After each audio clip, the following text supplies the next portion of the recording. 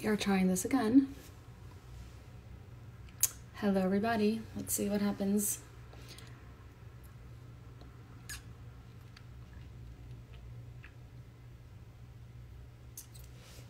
Hey, Michali, I see you. Let me see if I could invite you. Hello, Rachel Goodman. Let me see. Accept.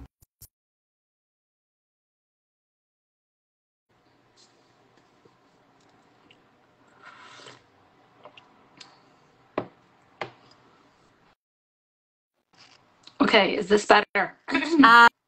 I can't see you, but I can hear you. But it's possible that everyone else can see both of us. It's Okay, just the way that it is on my screen. I don't know why.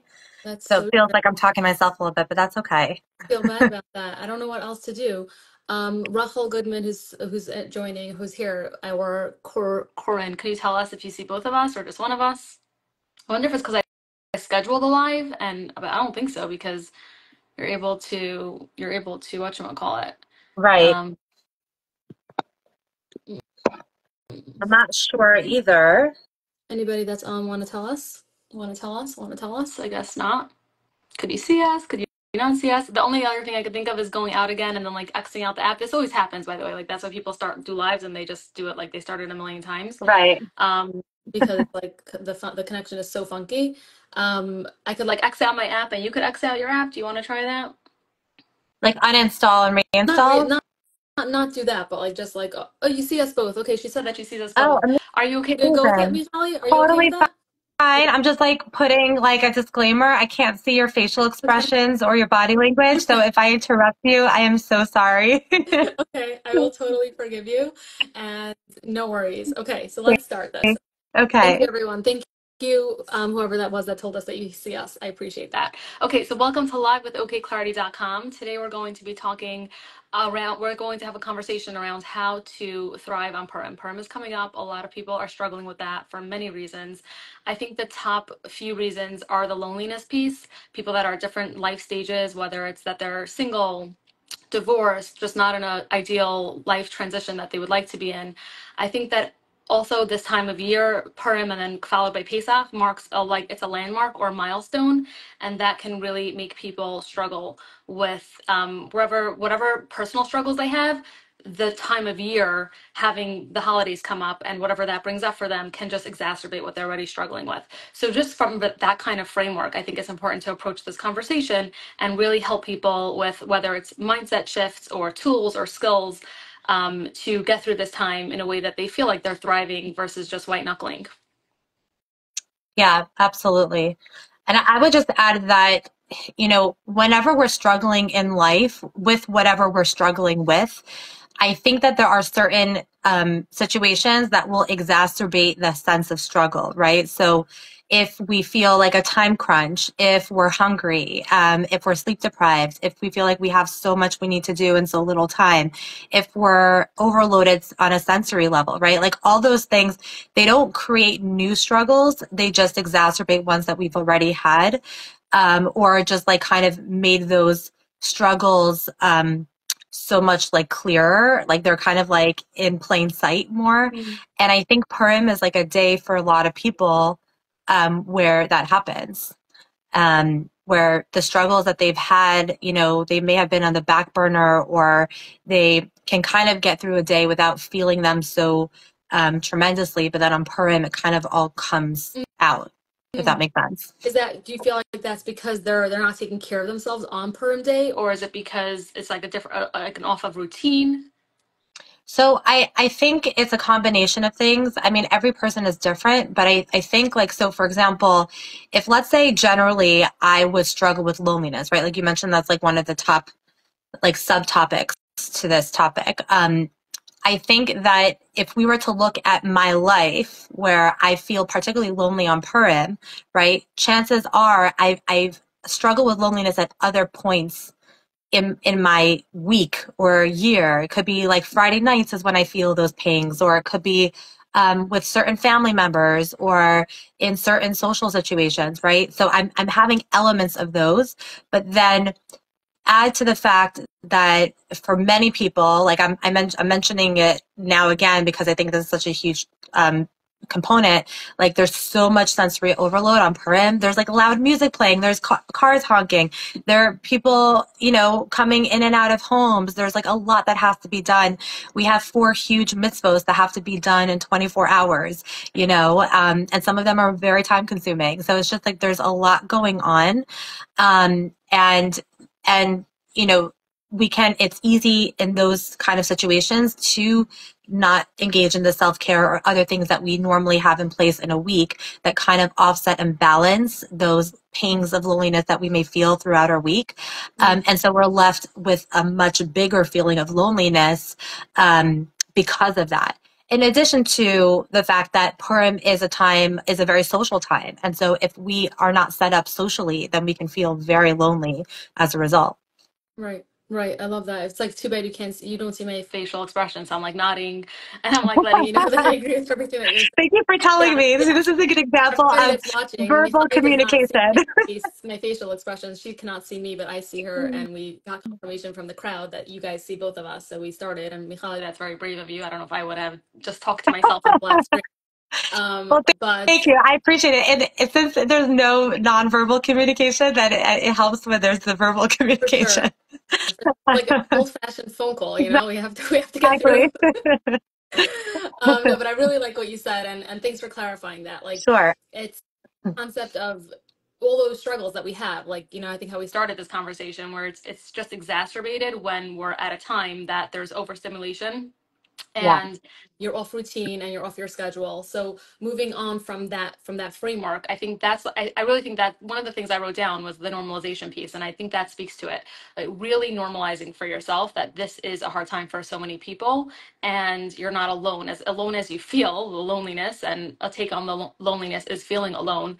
That there's some sort of communal struggle that goes on, no matter, everybody has a different reason for that struggle potentially, but the struggle, I think, is very much shared. Yeah. Yes, 100%. And I think, to your point, there are very common themes with that for many people. Like, so for example, I mean, I'm so out of it. So I don't know if this is still going on. I'm sure it still is. But there's just the whole Mishloach Manos kind of thing of like, it has to be a certain way. It has to be impressive. Like, it has to look this way or that way. Otherwise, it looks schwach and it's sad and what will people think? And also, you don't want to insult people. And like, there's just so much pressure, and there's like almost like a social etiquette around Mishloach Manos at this point in our communities.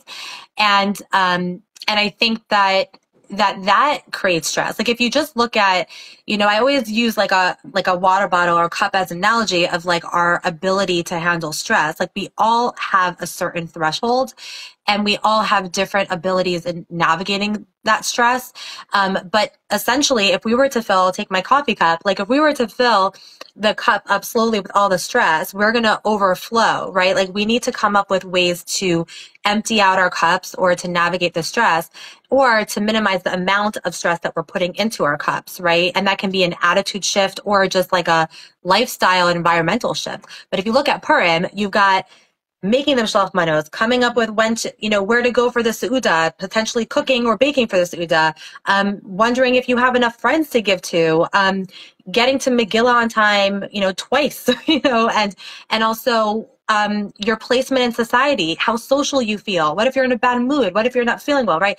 If you think about all those things and the noise levels, and then also like, did you remember to eat lunch? Like all those things, it's very easy to overflow in those 24 hours. Like someone asked in the comments, like, if Purim is stressful, what about Pesach? I think one of the differentiations between Purim stress and Pesach stress, I mean, there are many, is that Purim is 24 hours. It's such a short period of time where we're doing so much, and there's so many social expectations tied to it that it just adds another layer of stress. So it's very easy to overflow.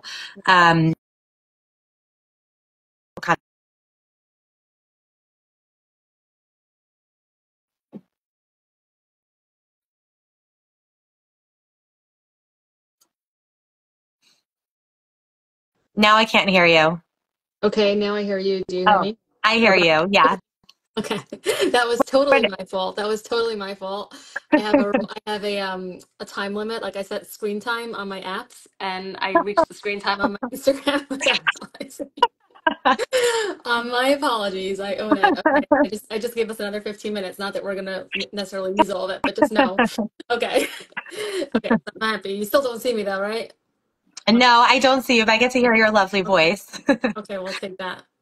Okay, so you were saying about, I love this cup analogy, by the way. So I'm thinking in my mind, I'm such a like bargainer, I think, that I'm like, how do I get a bigger cup? How do I get a bigger cup? Because Yeah. I'm like, no, why would I think about cutting down on my stress? Let me just get a bigger cup. I'm curious Well, about. well, you're right. You're right about that. There are two strategies. There's either we learn how to get a bigger cup, which essentially means expanding our capacity to hold stress, or we limit the stress that we put into the cup. And in order to do that, there are two things we can do to limit how much goes into the cup. Either we manipulate our environments through, let's, for example, a lot of self-care, right? So I'll get into this more when we talk about solutions, but just like really structuring your Purim day to revolve around your basic necessities of self-care, right? So that will essentially put less stress in your cup. Or it's to have an attitude shift and an attitude change. And so what you're perceiving as stress is now not stress, Mm. right? And that takes a lot more inner work, and seeing that Purim is around the corner, I don't recommend that strategy for now because that takes a lot more time. So the strategies that I would think about are modifying our environments so that we limit the amount of stress that goes into the cup. Because by the way, like not going to the bathroom when you need to go to the bathroom, or skipping lunch, like those things are stressors, and so those go into the cup. So if you account for those and strategize, how to make sure you give yourself those things, then there's less that you're putting in the cup. And you can also expand your capacity for stress by prepping for before Purim and after Purim, like bookending it with a lot of different things that we can I talk love about. I love that you give that example of the going to the bathroom and the eating. Like it's funny because I think those are like both such perfect examples of like when how Mhm. we try to negotiate with ourselves to save time or and it just creates more stress. Because also when you were saying like strategies, I was thinking how can we like when you were saying these strategies, I was thinking those would create more space for us. And I was thinking like yoga, meditation, which is not always so practical on a day like Purim. But Yeah, we're moving along from that. So those examples are perfect for how to not fill up your cup more with more stress. That makes so much sense. Like do the yeah, basics, and then exactly, you're adding exactly. stress to your plate because on a normal day you might be able to handle skipping lunch or holding in the bathroom for an extra hour and it won't take you over the edge. But on a day like Purim, those little things that sound so silly are really not because those can just be the straw that breaks the camel's back. So I really like that. Exactly, exactly. And they really add up, but it really requires careful planning, not the same amount. It doesn't take the same amount of time as like an attitude shift, but the planning revolves around like even like starting today to really think about, to work backwards. Like what time does your suuda start, right? Like, and kind of work backwards. Okay, so what am I doing each of those hours or even half an hour? Where am I putting lunch? How am I prioritizing breakfast and lunch? How am I prioritizing hydration? Maybe it means that I have to make sure to go to the store today to get water bottles and leave them in different corners of my home. So that way I'm prioritizing that and it's easy to access and it doesn't take a lot of time. How can I build in space so that when I need to go to the bathroom, I'm going to the bathroom?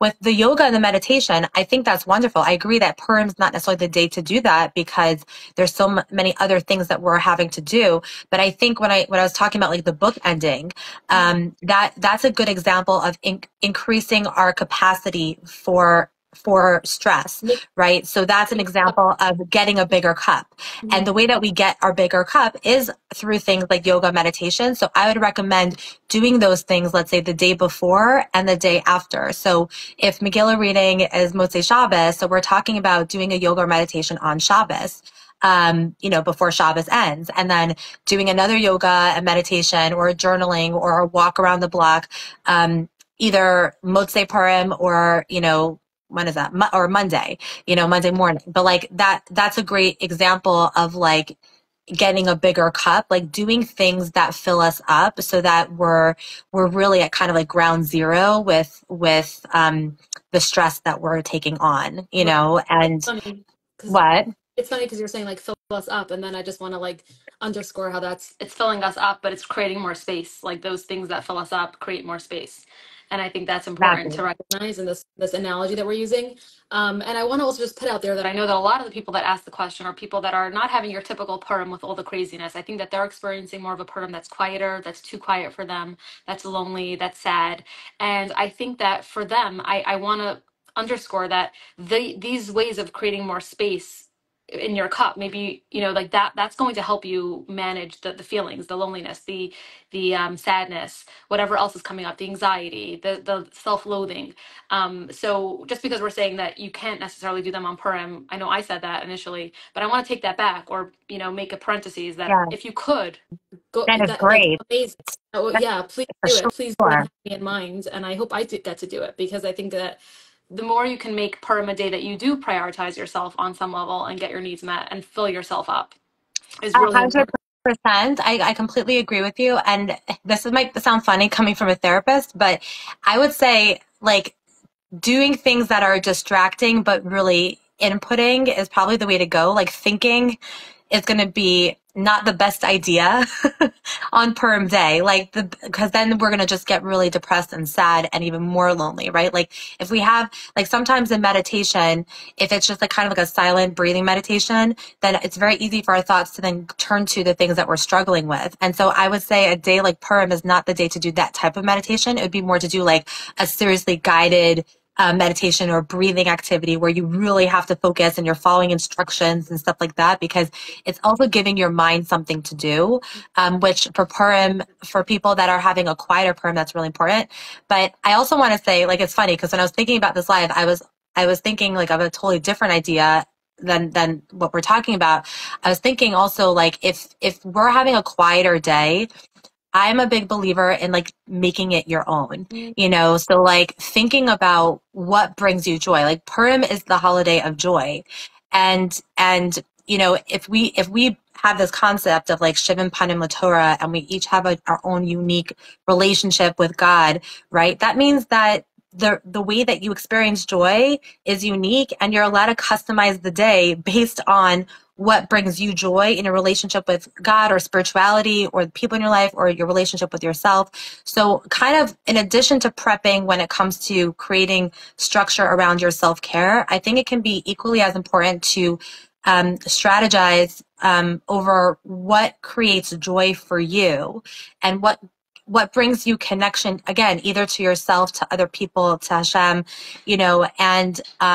and plan it out, So for some people, it might be inviting some of their other friends who are feeling a little yucky or lonely, and making their own version of a seuda that might look different than like the standard of challah or like the fish and the meatballs or whatever. It might be a milchik thing, or it might be like, you decorate the table with teddy bears and cozy things that like make you feel, more reassured and comforted. You kind of want to make it your own and Yeah. speak to emotionally where you're at, whether it's you're seeking comfort or whatever, and you create your own joy that way because I it's love based that. on you and what you love. I love that. And that brings me to what I wrote down here to share, this concept of loneliness versus solitude. Like loneliness is when we feel weak when we're alone, and solitude is when we feel strength when we're alone. And I think that's really what you're speaking to here, where you have an opportunity. If loneliness is what you're anticipating, when we anticipate a time that could be lonely for us, it's an opportunity for us to make it a time of solitude. And solitude is Yeah. really strength building. And that doesn't mean that every idea that you just shared would be a solitude. If you're going to invite friends over, that's beautiful. And if you could do that, for sure. But if that's not in your wheelhouse, that's not your personality, or it's not applicable for whatever reason, creating a day for yourself that would be strength building, that would be something that was peaceful. Like, there are always times when we're alone that we feel strength. We think that we always are with people when we feel strength, but there are times when we can be at peace and we have experienced peacefulness alone. And to think Yeah. really, what are we doing during those times? What are our non-human supports at those times that give us that strength? Are we praying? Are we spending time in nature? Are we taking a walk? Are we reading our favorite book? Are we drinking our favorite tea or coffee? Are we having our favorite snack? There are so many times and things that we can do, non-human supports, that can give us that solitude and really allowing Purim to be that day for you if that's what you need. And I really wanted to say that point. So I love that what you just said really led into that, It because it totally was, fit. yeah, because like if you know in advance that you're not going to have your typical Purim, then you can really plan to make it a day of your own. And I love how you said the Shivan Panim LaTorah, like what a spin on that one. I really like that. I'm gonna steal that. Please. Yeah, no, I think like, for me, I like to draw on the themes of the holiday. That's just my own personal, panim latorah kind of Yeah, thing. So like to me, if the day is about joy, then it's about how do I create joy either in solitude, as you're saying, or with other people. But I think in addition to the theme of the day, I think, also just to really kind of scan where we're at emotionally. Like if we are in need of comfort, then like the question becomes in our strategizing for the day, how can I give myself that comfort, right? If I need to be by myself, then how can I give that to myself in a way that is not depressing? If I need to be with other people, who are people that I can be with that will feel good for me? Maybe I need some fresh air. Maybe it's a combination of I need to be with people, but I also need a break from people. So then how do we create those breaks for ourselves, right? So we also, it's like kind of going with the theme of the day, bringing our own sense of joy up for us. And it's also about really being with ourselves where we're at and nurturing those parts of ourselves that need tending I love to. that. I know my phone is going to shut in like less than 5 minutes. So I want to talk just a couple more skills. I had a few that I wrote down. I'll say them really fast, and I'm going to give you a chance to talk and wrap up. So I was thinking also containment. Like I think people, we all have our struggles. I'm not, saying one has more than others. Everybody has their things that they're dealing with. I think it's important. An amazing skill is containment, and I think Purim is a perfect time to practice it because it's just a 24-hour period. Even though it bleeds a little bit into the night before, the next day, whatever it is, but more or less it's a day. And we have the ability to contain our stuff for that day, and you can give yourself that permission to have fun and to let go and to just box those issues, worries, woes away for that 24-hour period. If that's something that's for you, Yeah. meaning if you want to enjoy Purim and you are not in the mood of sulking and feeling sorry for yourself and throwing yourself a pity party, then that is a skill that's there for the taking. And I know that for some people it can be much harder to access. I'm not judging depending on what they're going through, but if it's something that you could access that skill, I highly recommend it. Another quick I love that. And I would just say for that, like I have so many different ideas of like if like a person doesn't want to be in that sad space, like they may even want to like take themselves to like an arcade or to like do some dancing or whatever it is beforehand to kind of like set that tone for themselves so they're able to kind of contain, themselves on that day. But I love that yeah, idea. Absolutely love it. if we do get cut off, Michali, I'll come right back on. I'll extend my app, so just don't disappear if I Okay. don't want to I'll interrupt you. just sit here smiling, Yeah, waiting for okay. you. Amazing. The next thing I want to say is that like I have this tendency that like I hear Purim and I immediately think Pesach, and then I immediately think the summer's here, and then I immediately think it's Rosh Hashanah and Yom Kippur. And before you Like, oh know my it, I'm gosh, that's 50 years interesting. old. Before you know it, I'm 50 years old and I'm still living in my parents' home. So like I just want to like help everybody scale back to the fact that like it's Purim, Take it it's not down. Pesach. It's not like scale it down. Like Purim is here. Yay, it's just Purim. Yes, Pesach will be here, God willing, in good health. We'll experience Pesach. But I really think that like Purim, for some reason, for me, it does this. I don't know if it does it for anybody else, but I think it does because I've spoken to For people and they've told sure. me they can't even talk to me. Like I'm just thinking Pesach already and how much cleanup I have to do and everything. And for me, I don't go to the cleanup thing, but I just think like, oh my God, Pesach's here. Like, how's another year gone? Yeah. So I just think that really holding on to the concept of like it's Purim and it's 24 hours and I could contain whatever stuff I'm dealing with and I can enjoy the day and it's not Pesach and it's not next year and it's not Yom Kippur and it's not 5 years from now, and really like there's no use going there and our minds go there and we have to be the adult in our brain and really pull it back. Yeah, um it's compartmentalizing. It's really compartmentalizing, and each time the thought of Pesach or the summer or Yom Kippur comes up, to say we're not going there, and gently bringing our minds to right now we're going to focus on Purim and giving our minds something to do. Because if we just tell ourselves don't think about the pink elephant, we're going to think about the pink elephant, right? So we need to give our minds something to do. Like, okay, fine. Well, did you need to order something else, or do you need to go to the store, or do you need to call somebody? Do you want to do your Purim phone calls earlier this year? Like whatever it is. But I totally agree with you. I think compartmentalization is an amazing, amazing skill here also. Correct. Yeah, and just the very fact of just reminding yourself like it's Purim, it's not Pesach. Yeah. You know what I'm like? That's just the Yeah. reality. Like we could say it's Pesach the same way we could say it's Yom Kippur, and somehow that we laugh about, but Pesach we don't. But they're She's coming right back on. But I think the point is that compartmentalizing can be really good. And then I think what Faye was saying was to stay present in the moment and reminding ourselves that that we're here in Purim, we're not here in Pesach. They're two different things. I think also one thing that at least I do for myself is like I just tell I tell my that feeling that comes up for me when I'm thinking about Pesach. I don't say like go away, you're so annoying. I'll say things like right after Purim, I'm gonna sit down and I'm gonna take care of you feeling that is really anxious and scary. So like I'm not being mean to that voice. That voice is there for a reason. And I'm telling that voice, hey, I hear you. I see you. Now's not the time. I'm doing this compartmentalizing thing, but I'm going to come back to you in a few days and I'm going to take excellent care of you. And I'm going to listen to all of your fears and concerns. We're going to come up with a game plan and we're going to do this together. I think, really speaking to that voice, not in a creepy way, you could be normal, Totally. is Or going to be be important. creepy like us, which is great. Great, creepy. Or you No, could be creepy. no, I I think promote all the time talking to people yourself. talking to themselves. Totally. I think the most highly like high functioning people talk to themselves. So I take no shame in that. And I think it's great. We do have to talk to our thoughts, talk back. Our thoughts are always talking to us. So if we don't talk back to them, then we're stuck, you know? Yes, yes, exactly. Exactly. Okay. Anything else that you wanted to share? The only other thing I had on my list was spirituality, to really tap into the spirituality of the day if you can, if that's up your wheelhouse. Again, I'm not imposing my spirituality on anybody else, of course, but as we know, Purim is a very holy day, and if you're not as busy as you'd like to be, you wish to be because you don't have a family of your own, or you're alone, or whatever the other situation you're in, it is really an opportunity to tap into the holiness of the day. And I think I once heard something about like Purim is really like more holy than Yom Kippur, but there's like this Yeah. because it's so holy, the Satan is there preoccupying us with all this other stuff so that we don't actually take advantage of the day and the holiness that it affords us with all the prayer that we can do and everything like that. So just to realize that like if you don't have all that chaos going on and you're able to tap into that day, like wow, and that's something to be like envied, you know? Yeah, yeah, 100%. And I think, it's tough because for some people they don't